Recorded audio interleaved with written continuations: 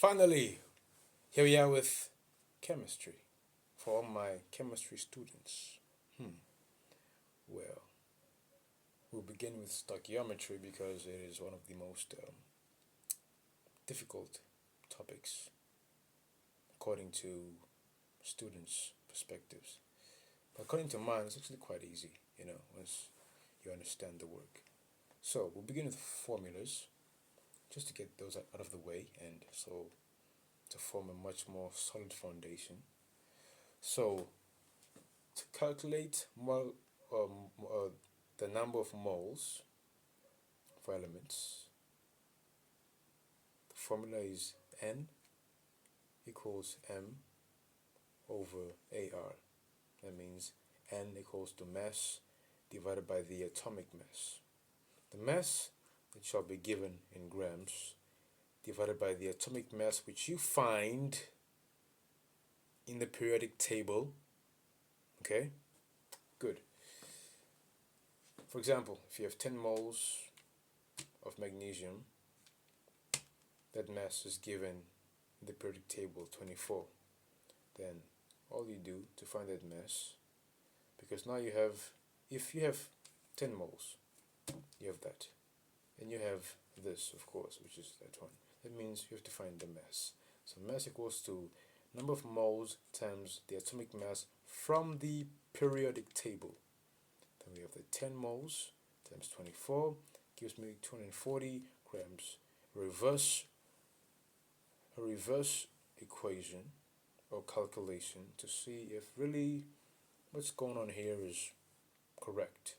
We have 240 grams, which is the mass, divided by my atomic mass here from the periodic table, gives me my 10 moles, which I had in the original question. See, it all adds up. Very, very easy stuff. Moving on to compounds. Here, N, number of moles, equals to the mass divided by the formula mass, which deals with different masses, different atomic masses of different elements that form compounds.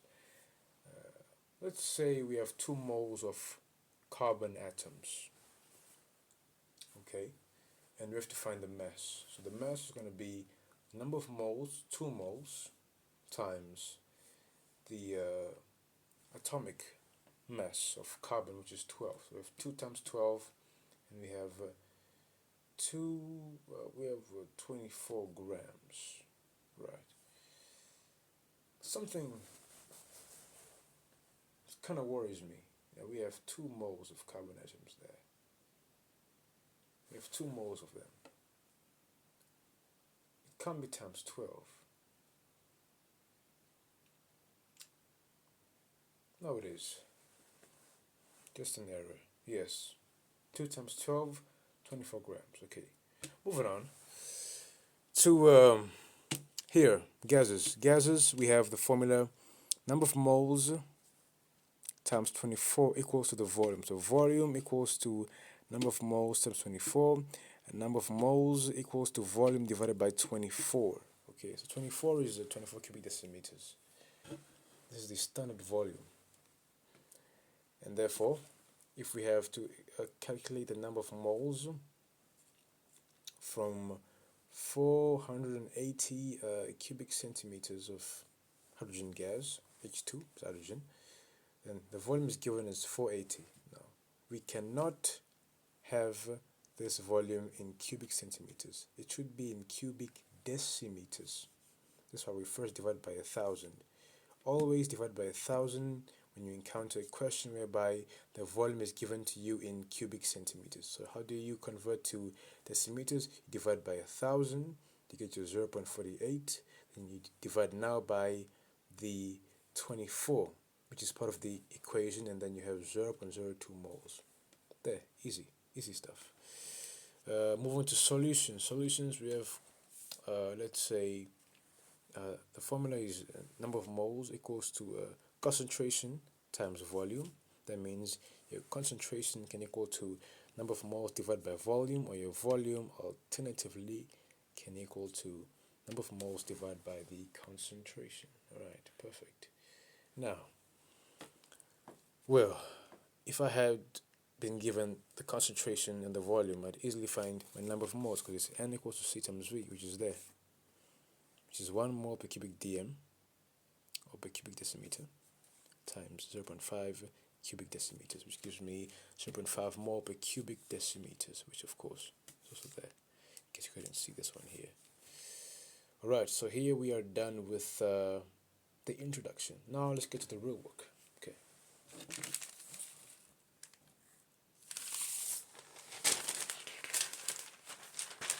We shall begin with mixed questions. Okay, because that's what the fear is, you know. I've heard with most students that kind of shy away from this, but it's really easy once you get a hang of it. So there we have a mixed question. What is the concentration of sodium hydroxide solution when 4 grams of sodium hydroxide is dissolved in 100 cubic centimeters of water? Well, sodium hydroxide in a chemical equation, that's sodium, that's the hydroxide. Now, we have to find the formula first of sodium hydroxide.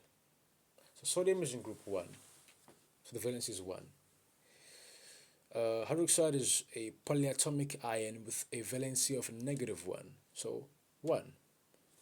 Cross them, sodium hydroxide, because it's just 1, 1, so it's really straightforward. But don't you worry, if you don't understand these valencies, we'll move on to another part of this topic and you will see, you'll understand more.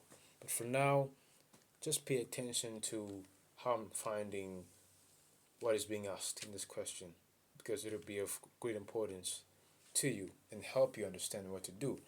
So I'm given the mass, 4 grams. I'm given the volume, 100 cubic centimeters, which of course must be converted to decimeters again, remember? Because we cannot have cubic centimeters, we only have cubic decimeters in chemistry, as far as I'm concerned, when it comes to mole calculations. Therefore, we came here and we converted 100 divided by 1000 gives me 0.1 cubic decimeters. Then, having that in mind, I have my volume already where it needs to be in cubic decimeters, but I have to find the concentration. How do I do this? Well, the formula is C times V, because I'm given the mass. With mass I can find the mole, but what is the equation that I can use to find concentration? It's there.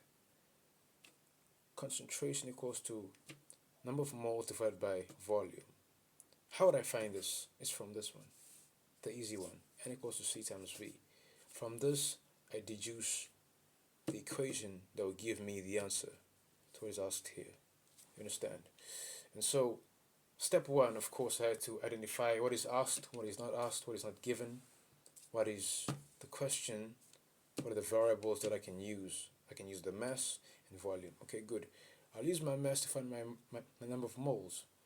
My moles, number of moles, okay.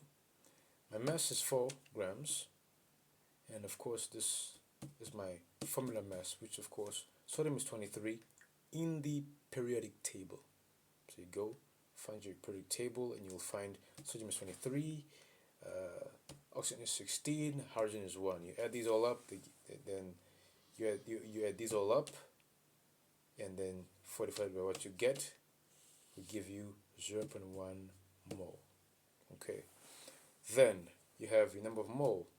Well, that's easy because now you can find concentration, because this concentration is number of moles divided by the volume, which equals to 100 cubic centimeters, which of course we converted to cubic dm, right?